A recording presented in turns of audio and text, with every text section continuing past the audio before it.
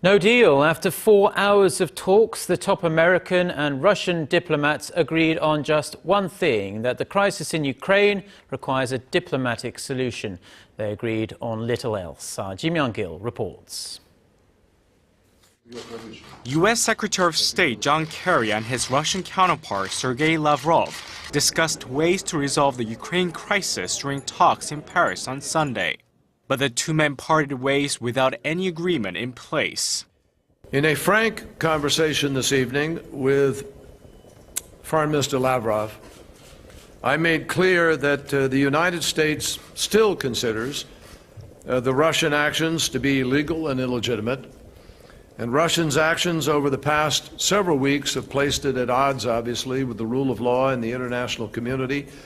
After 4 hours of talks, both sides recognized the importance of finding a diplomatic solution that meets the needs of the Ukrainian people. But they agreed on little else.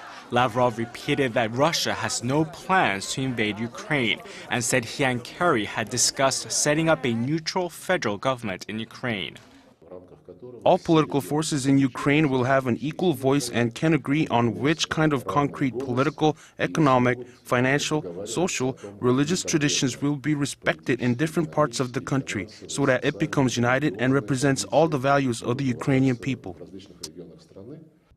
Ukrainian officials are hesitant to decentralize power. They fear that doing so would give more power to pro-Russia regions, something that could harm its aspirations to be a greater part of Europe and potentially tear the country apart.